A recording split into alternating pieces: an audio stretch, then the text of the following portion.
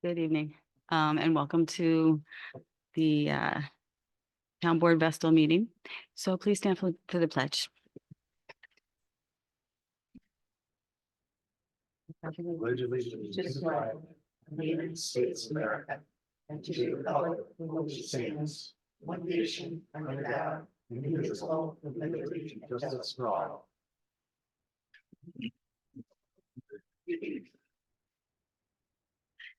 Hey, good evening. How is the sound? Can everybody hear everything tonight? Okay, we're working on it. So hopefully it's getting better. Okay, so the first thing on the agenda is the approval of the minutes. So can I have a motion to approve the minutes of March 27th, 2024? So moved. Seconded. Thank you. All in favor? Aye. Aye. Unanimous. Okay, and there's no bid openings. There's no notifications of public hearings. And so we move on to. So I have a few announcements, a few things to say first. We had discussed at the work session on Monday about a possible solar moratorium. There's nothing on the agenda for tonight. And it is still in discussion among the board members. But we are researching it, consulting with our town attorney, and we will be moving forward with it towards a vote. But there's a whole procedure. So you have to draft a law, you have to have a public hearing. So that will be in process for a bit. So there's nothing on the agenda for that tonight. And just I wanted to mention also for those people there, there was a public information session held on the Ben Hill project, and now there is a survey online. So we just got it up and running today. I apologize for the delay for the people who were waiting for it, but it is on the website. So please, we encourage all residents of Vestal to go and take the survey, read what we are informed of, and please tell us what you think.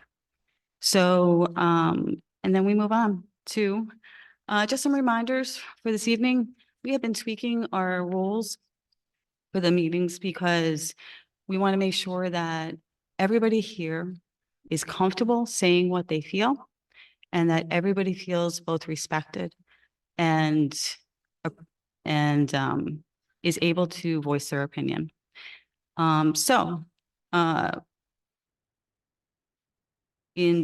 are two ways that the public can either ask a question or comment. The first is at the beginning of the meeting, and we're going to start that in a minute. And then the second section is at the end. So there's two different areas.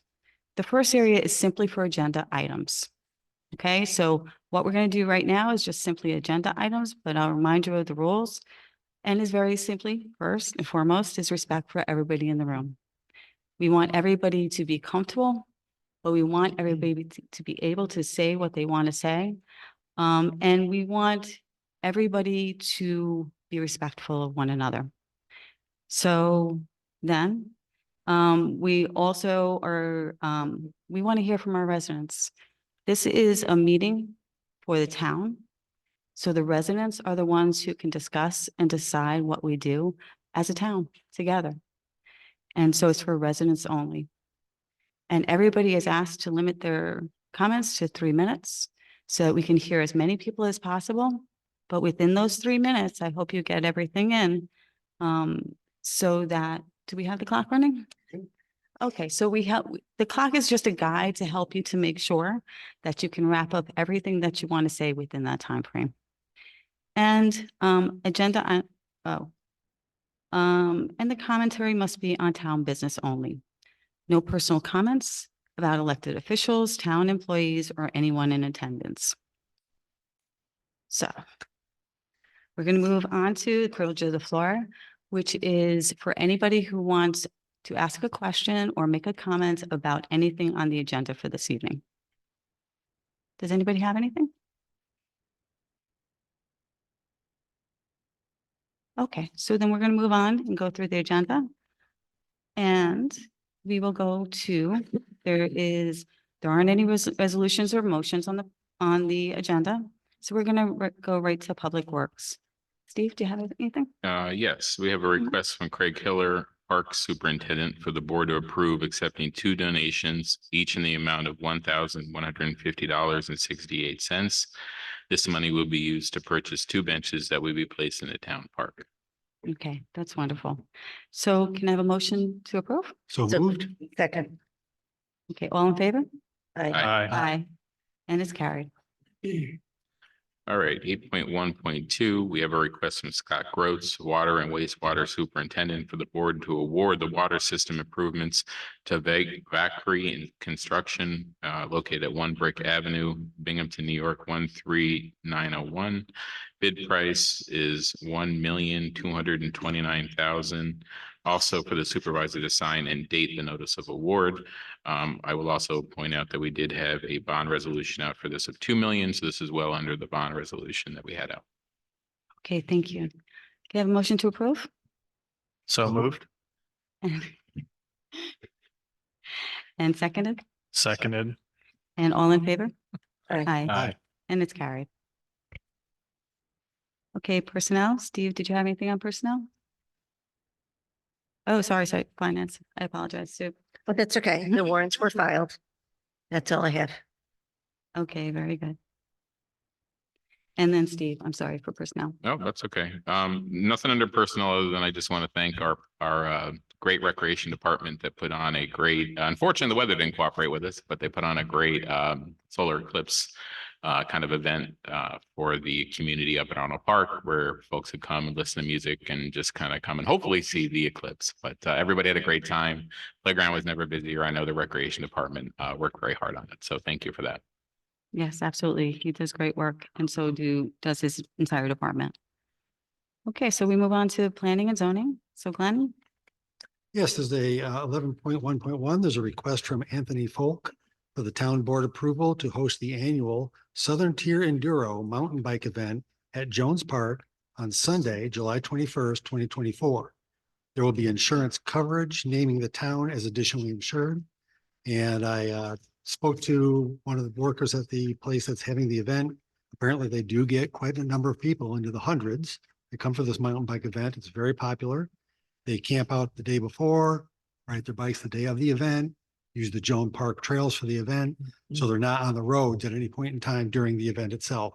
But there will be a little additional traffic on 26th of that day. So just for the public to be aware of that. Okay. So I'll make that motion.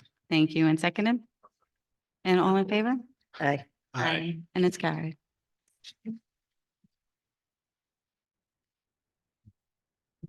So Sue, do you have anything on public safety? The annual report of 2023 from the police department is complete. Reflects an increase of 1,067 from previous year in terms of incidents. Domestic and DWIs are down. Decreases in drug deaths have been noted. We hope due to naloxone training on the part of our workers. Motor vehicle accidents are down, and we want to extend congratulations to Officer Kyle Post, who has been named as the Vestal Police Department First Officer of the Quarter for 2024. Oh, that's great. Thank you. Okay, and administration. So Robert? Nothing for administration at this time. Okay, so receive and file. Would you like to do it or should I? Sure. So receive and file warrants 2014-14 or the weekly warrants. They were received. They were reported on Monday. The town clerk's monthly report for March. Then we have the quarterly report for change of tenants. And there are a number of addresses here: 3455 Vestal Parkway East, 2539 Vestal Parkway East, 1308 Vestal Parkway East, 317 Vestal Parkway West, 732 Vestal Parkway East, 2508 Vestal Parkway East, 2520 Vestal Parkway East, 3124 Vestal Parkway East, 3701 Vestal Parkway East, 2403 Vestal Parkway East, 3421 Vestal Road, 409 Commerce Road, 3401 Vestal Parkway East, 213 North Jensen Road, 825 Vestal Parkway West, 113 Reno Boulevard, 3209 Stewart Road, 232 Vestal Parkway West. Okay, and that's just to clarify, that's for months. That's a whole period of quarterly time, yeah. report. That's from Okay. January until March. It's not just everybody fleeing and leaving and coming. So, okay, very good. Thank you. You're welcome. So petitions and protests, we don't have anything. Old business, we don't have anything. Other new business, we do have authorization to accept the sale of 3 police department vehicles. And they are all 3 2020 Dodge Durangos. The VIN numbers are on record. Deborah, are you good with that? We just put it on record? Mhm. Okay. And the first one, with 91,134 miles, sold for $10,100 via Auctions International. The second one with 102,000 miles, sold for $9,600 via Auctions International. And the third one with 117,000 miles, sold for $9,600 via Auctions International. The vehicles were sold in as-is condition on Via Auction International. Oh, sorry, that was a little repetitive. And we have some announcements, just regular announcements. I'm sorry. Oh, I'm sorry. Motion to approve I'll make a motion. and seconded. And all in favor? Aye. Aye. Aye. Thank you, Deborah. And it's. Okay, and then just some regular announcements. There is a burn ban in effect through May 14th, so we ask for no open fires to prevent wildfires. Winter Street parking rules have ended. So that prohibition is no longer in effect for this season. And the Highway Department would like to announce and remind people that there will be brush pickup, and it will begin on May 6th and it will run monthly. So the dates are May 6th, June 3rd, July 1st, August 5th, September 5th. And please understand that for each of those dates, they have 2 teams out there. Team 1 will start in the west working east, and team 2 will start in the east working west. And they have to cover 136 miles. And because of that, not everybody's going to be on that date, but they're going to work their way to you. So, so just to be aware though, maybe on those dates you want to have it out there. And then the last one is Front Street Day will be Saturday, June 1st from 10 until 3. Vendors can sign up by contacting the Recreation Department for details. And my thanks to Patrick for coordinating the entire event this year. Patrick Harnan, our Recreation Director. Okay. Those are all the announcements. And so committee chair comments and updates. Does anybody have anything else from their committees? Meant to include under personnel that I wanted to thank Vinnie Griggs, who's been kind of double teaming with our HR. I know he does a lot of work. So thank you, Vinnie, for helping out in that department while we continue our search for the HR director. Thank you. Yes, it's fantastic of him. Okay, so we're going to move on to last area, which is public comments. So does anybody have any questions or comments on anything, on any topic? Once more reminder, Vestal residents only. Please keep it to 3 minutes and no personal comments. And please just speak to the board only, okay? Thank you. Does anybody have any question, ma'am? And And- please state your name. Thank you. Mhm. Yeah, microphone, please, because people tell us that they can't hear it on the video otherwise, so. Okay, thank you. Can you hear me? Mhm. Okay. My name is Heather Matthews. I live on Tracy Creek Road. I have approximately 5.1 acres of land that is adjacent to Sally and Peter's land on Ross Hill, where the solar farm is being considered. I am here in support of that. I love this town. I've been here over 50 years. I think we have the best schools. We have wonderful services. And I would like to think that we can also be progressive and support renewable energy. I think a solar farm would be an absolutely fantastic neighbor, nice and quiet. After the first year of construction, I understand that would be there. But I know you get a lot of people that just come in to complain, so I wanted to be sure you had a face to go with someone who is affected by this. And I think it's a wonderful idea. Thank you. Thank you. I appreciate it. And just to say, and I didn't clarify the announcements, our discussion in the work session was very clear, is that the moratorium is simply to put in place some of the mechanisms to ensure that we consider every project carefully. And right now, we're developing the comprehensive, comprehensive plan committee is going to begin to meet, and that is a very, very important component in deciding where solar farms are going to be and in considering those projects so that it's part of our entire plan for Vestal going forward. But we also know that there are landowners who really want to develop solar farms on their land. And we understand, although we feel very strongly, or I don't want to speak for every town board member and they're free to add.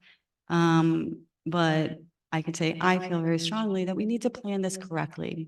We need to know what we're doing. We need to make sure that we have some idea of where they should be.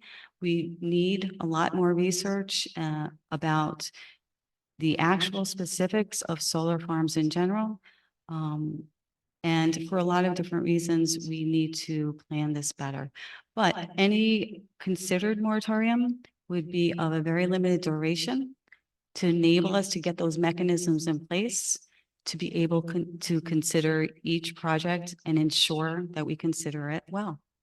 So it is not an end to the idea, and it will not.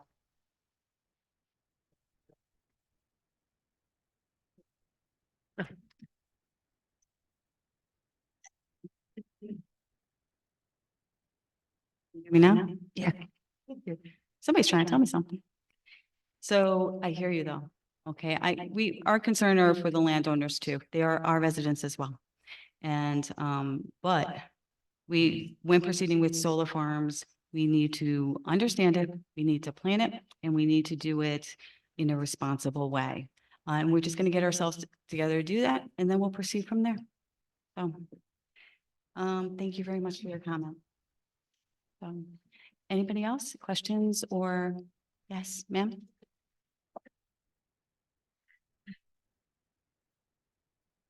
Hi, good evening. I'm Lori Ellis. I live over on Tracy Creek Road. In looking into this, I would ask that you consider when you're looking at maybe revising the solar law or these projects, that in general, some best recommendations say that solar farms are incompatible with forest lands. That's something I read on the national model on the internet. And also I wanted to tell you that online, there's a town of Binghamton law for all their green energy, and it looks wonderful. It covers a lot more than solar, but in particular their solar area. It did specifically talk about trying to preserve mature forests. And when you consider that solar farms have a shelf life of 25 to 30 years, those trees will be gone and they'll take another 50 years to replant those and grow. And then the final thing I want to say in consideration of these projects, how dense, what is the density for solar farms? Is it every hilltop on Vestal? Every other hilltop? You know, what are you thinking about there? Yeah, thank you Thank very you. much. And That speaks to the concerns that we need to address to make sure that we plan for everything in a responsible way. And we need to look at all that. And we need to make the rules very specific so that when each project is considered, we make sure that it is the least impactful on our residents and still respects the rights of the individual landowners to have something on their property if possible, if it is an appropriate area. So does any board member want to comment on that? Okay. Does anybody else have any question or comments? Sir? Yeah, please. Brian, you gotta use the. We try to listen to people, and when watching the video, they're like, we can't hear them unless they go to a microphone. So thank you so much. Sorry for the trouble. Good evening. I'm Brian Harrington, 69 Tracy Creek Road. We own about 4.8 acres up there. We built our house in 1994. I own 588 Tracy Creek Road, 9.6 acres. Across Tracy Creek Road, where the Harrington Solar Project on their south end, they're going to have about 4 culverts draining across Tracy Creek Road, and it'll be going down into the creek. I own 2,000 linear foot Tracy Creek. Where my property line ends, it's about 1 mile to the Susquehanna River. So, okay, so I got to get this 3 minutes down. My concern for everybody in the area is you have depreciation of property values. At 1/10 mile, it's approximately 7% loss. And then you have, there's studies that have been done at a 1/4 mile, 1/2 mile, which is like 2 to 3%, and up to a mile can be like 1.7%. There's about 100 houses within 500 of their boundary line. That's 100 houses. Within 2 miles, there's about 200 houses. Every one of them could depreciate in value, 200 houses. That needs to really be looked at. Next thing is on the solar law. Section G in the current solar law says tree preservation, siting of the tier 3 project should be done to minimize the removal of trees larger than 6 inches in diameter to the greatest extent possible. How can you cut a forest down when in our law it talks about not cutting trees over 6 inches in diameter? What our law is about is if you've got a field starting to grow, you've got 4 inch, 5 inch or whatever, you can go in there and cut it. And you can put your solar farm in. It's not for taking a forest out. That's not what this law is about. Another thing is the 10-year history of land use. It's supposed to be preservation when you go in there. And they logged it this last summer. In my opinion, that was not a selective cut for preservation of trees. That's my opinion. I believe a forester, professional forester should go in there and take a look at it and make sure that the law is being followed. As far as tree cutting, they've got a special note in their plans that say that they reserve the right to go up to 250 feet from the array fence and cut trees taller than 60 feet, which puts them over my property line, 250 feet from the array. Actually puts them over my property line. So their drawings are, they can't make that statement. Because if somebody gets those plans, they could go 250 feet and cut my trees if I'm not home. That's wrong. That's taking the trees out right up to my property line. When you cut a tree that's over 60 feet tall, you're killing all the underbrush. It's going to be wiped out. Thank you very much. Thank you, Brian. Thank you.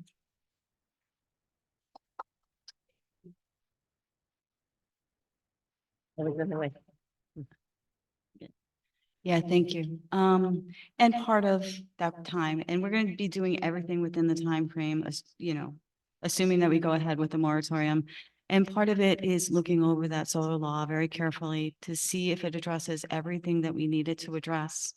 I've already spoken to our TAO code officer and Sue Messina, and I've spoken on it.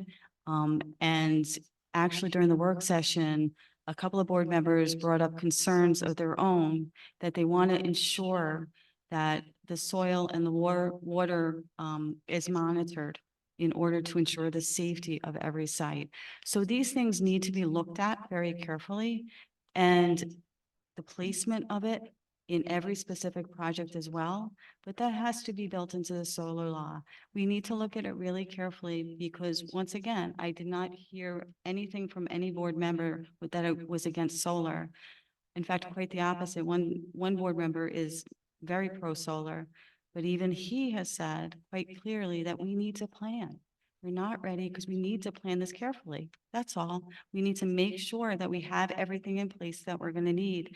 And safety and impact on our residents is a priority. So, yes, so we're hoping to take this time. It will come to a vote. But again, it'll be a process to draft the law, have a public hearing in which we will be able to speak more about it. So thank you very much. Sir?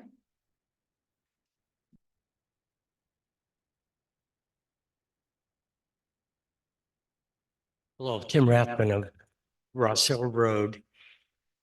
I have a lot of questions. I don't understand a moratorium, what exactly it does.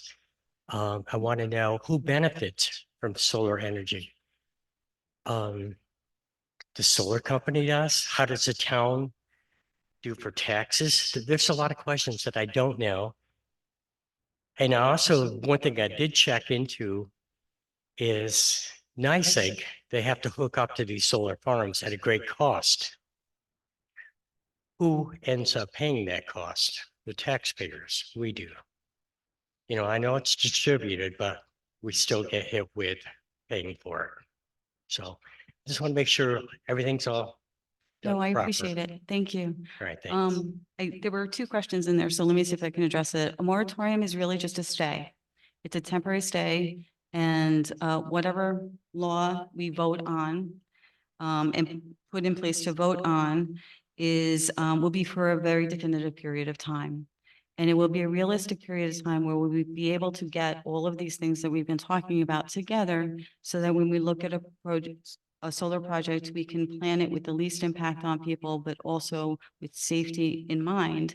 But we have to get this all considered. And one of them, and you brought up as well, is taxation. Now, we did not know, and you know, not to disparage, nothing against anybody else, but I actually learned it in learning the in reading the best practices from New York State, which is the whole guidelines for solar, basically, for solar, larger solar farms. And it's like 270, I think it's 287 pages. But in that, it talks about state law is a state tax law 487. And that would exempt solar farms from taxation for 15 years. Now, that being said, we can opt out of it. And so the board also, at the same time that we will be getting everything else in place, will be looking at whether to opt out of 487, or the other option is a pilot program where it would be a more gradual increase in their taxes, but they would also pay their taxes as well. So those three options have to be considered by the board. And once again, all this stuff can be done at the same time. Nobody is looking to prolong anything, but you have to consider the taxation. Because listen, we welcome businesses. Renewable energy can be a great thing, but but our residents are our priority. Safety is our priority, and planning and ensuring the safety and consideration for everybody is a priority of this board. So we just have to do it carefully and we have to do it wisely. You know, and then the board will have to discuss the three different options in terms of taxation. And then we will make some decisions on that. But all of that will be done at the end of the moratorium. So the moratorium is just a stay for a period of time while we do all this stuff and really get ready. And we're not ready right now. And you have to do it wisely. But you brought up you brought up great points. So thank you. Okay, does anybody else have any questions or? Yes.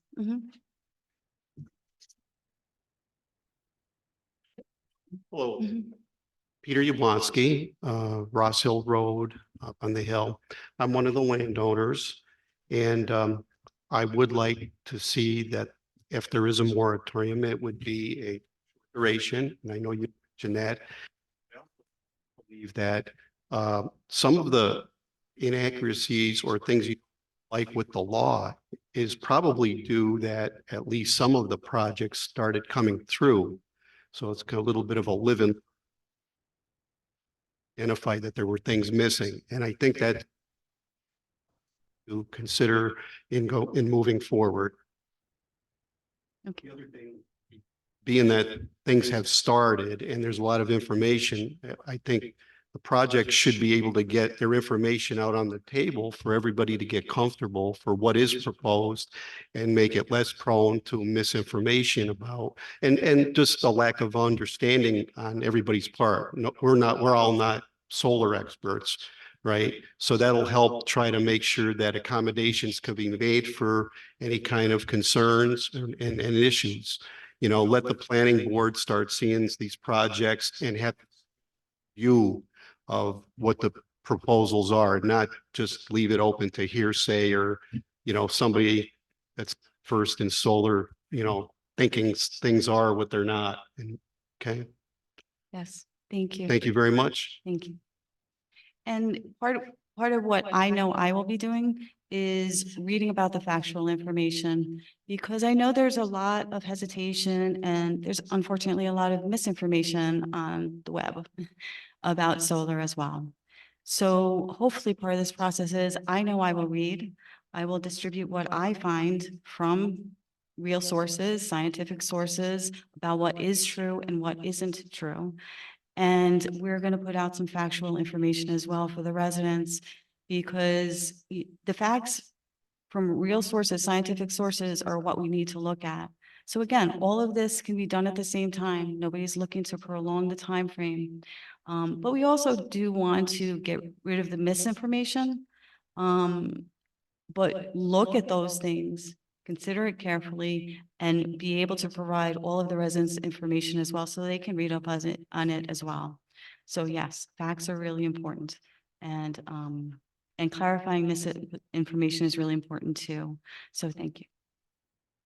Does anybody else have any questions, or I think Mr. Mooney was first, and then, yeah, just thank you.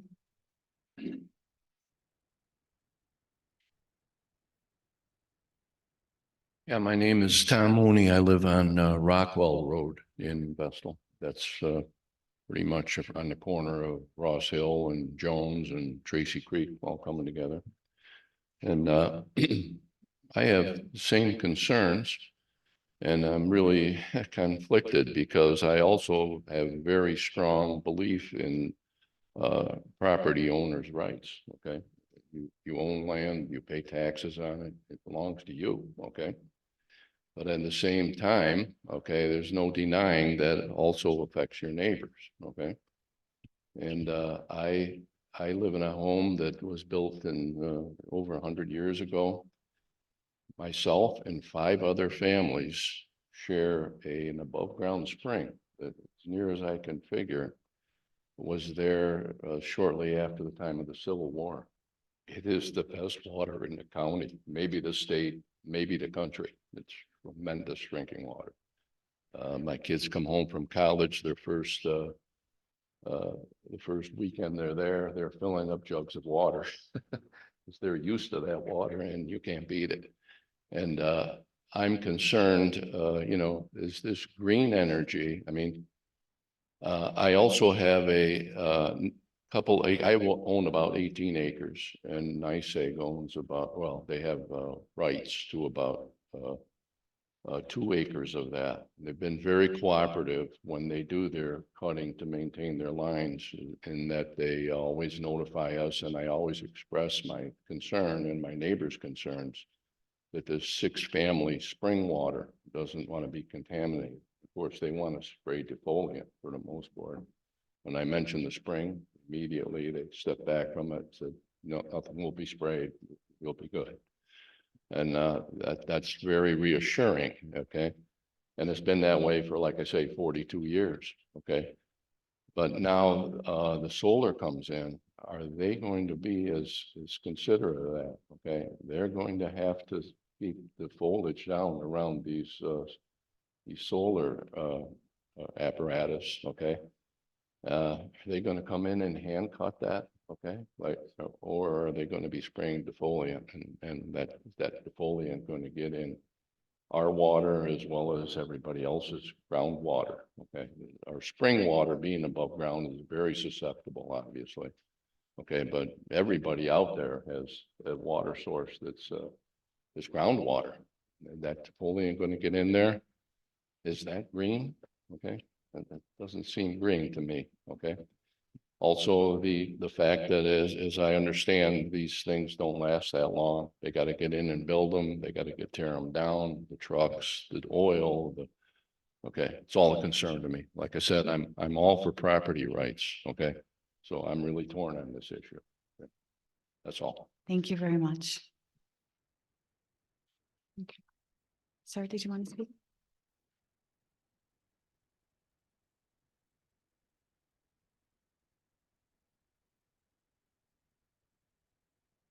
You'll have to forgive me, I'm very nervous. Public speaking is not made for me. Good evening, my name is William Gary, that's Garey, and my address is 409 Tracy Creek Road. I am in favor of a moratorium about solar. I feel there should be a lot more research done on solar farms, especially the effects of the excessive water runoff to the houses surrounding any of the proposed projects. I am wondering if a hydrologic and hydraulic study of the movement of water, including the volume and the rate of flow, will take place. Regarding the solar law, something needs to be added about liability when damage occurs to neighboring properties of any solar farm. Will the landowner, the town, or the solar developer be held responsible for any repairs and debris removal? On Monday and today, we've heard the misinformation and hearsay was mentioned. Fact number one, I worked for the town of Vestal for 35 years, town of Vestal Highway Department. I know quite a bit about soil compaction. Fact number two, all the equipment used to regrade and build these solar farms will hard pack the soil, resulting in excessive water runoff on the lowering neighboring properties, unless the equipment can float. I encourage all parties involved to seek the opinions from New York State Department of Environmental Conservation and possibly the Army Corps of Engineers about the runoff situation. As far as the required forms pursuant to the State Environmental Quality Review Act, I understand there are two different forms. There's a short form and a long form. The long form should be required by the solar law before any plans progress by the past and any future applicants. What are the health risks of these so-called safe solar panels? In the old days, paint was great until lead caused problems. DDT was great. Let's check with the Eagles on that one. Now we're dealing with Roundup. To quote some people, oh, it's not that bad, says the landowner or the company that reaps the benefits. Thank you for allowing me to speak. I'm sure there will be more to follow in the future. Thank you very much.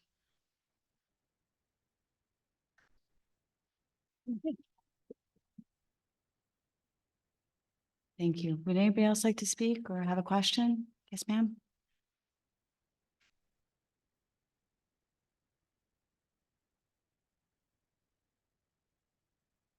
So I would like to read, I'm sorry, Christina Harrington, Ross Hill Road. I would like to read something to everybody, and just for the record, I am pro-solar. I just don't think it should be near residential areas. So residential development in approved subdivisions with public sewer and water is more desirable than rural residential development.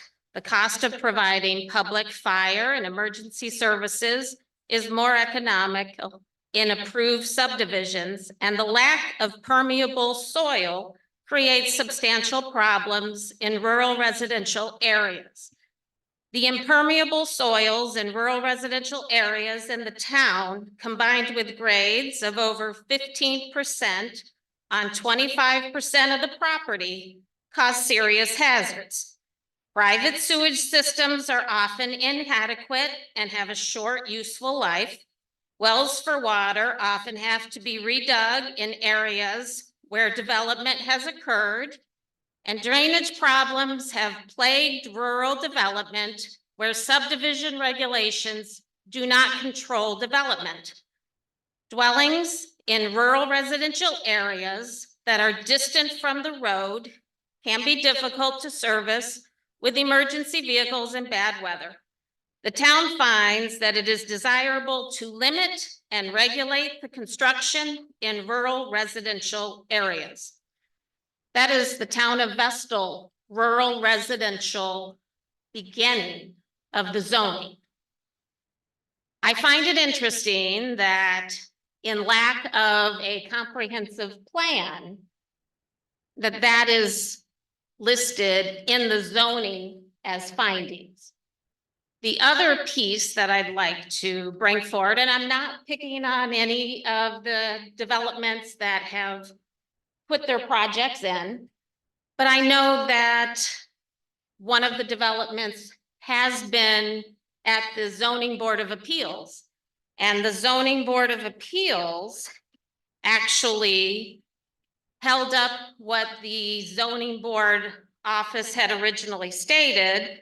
The people that were at that meeting said their main consideration points were in regards to the cutting of numerous acres of trees, whether it was in the land or present in the town, the definition of the town code, preservation of integrity, the land, its effect on the wildlife, fauna, the effect on the wetlands near the site, if the site would expand in land use down the road, and the benefit of the project to the residents. So I find it interesting that this was what Vestal had, and that all changed in a split second when it was passed 6 months ago. Okay, thank you very much.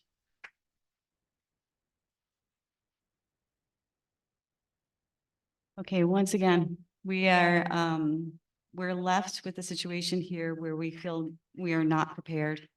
We have a lot of work to do. We have a lot of research to do. We need to put everything in place to even consider solar projects carefully and responsibly, which is what they have to be considered. So, so we are going to be looking into the solar moratorium. Again, there will be a specific public hearing on that issue in and of itself. And we will keep you updated as much as we can. Okay? And does anybody have any comment? Yes.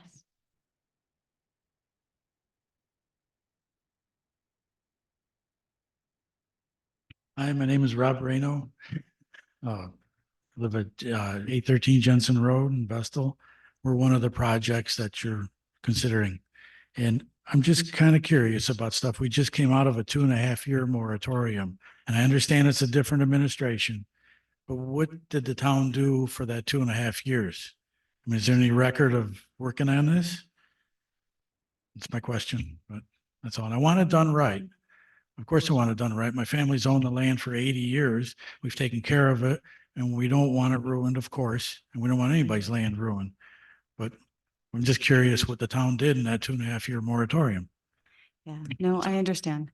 The soil law was written, but we do not have a comprehensive plan. We haven't considered the taxation yet. And honestly, at the same time that we're getting all of that started, and ensuring that we can look at these solar projects carefully, we want to, I know I personally will be reading up to learn more about the facts about solar, about the protection of water, the protection of our soil, and of course, everything that we consider will be the protection of the impact, both in safety, but also in visibility to other residents. So all of that is on our mind, and all of that, once again, will be considered at the same time, will be developed at the same time, so that we can do a relatively short-term moratorium, but still get all that done. And then we will be confident that we can take each solar project and look at it carefully with all of those things in mind. Because once again, we want There's nothing bad about solar farms inherently, I believe. However, our jobs are the protection of our residents, all of our residents, those owning the land, but also every other person investor around it. So there will be discussions as we go. And if we do a solar moratorium, which I believe that we will probably do, all of these discussions will occur. All this fact finding will occur. And you will also have a chance to speak on everything that is going on through that process. So we will continue to discuss it. But for now, I know we're starting to build up the reasons and we're gonna start to draft the law, but again, there will be a specific hearing on that. But again, you will be able to say what you feel about it or ask questions as we go. Okay. Does anybody have any questions or comments on anything else? Okay, so move to adjourn Motion to adjourn. and second, and all in favor? Aye. Aye. Thank you very much for coming. We really appreciate it. And thank you for speaking your minds. We appreciate that as well.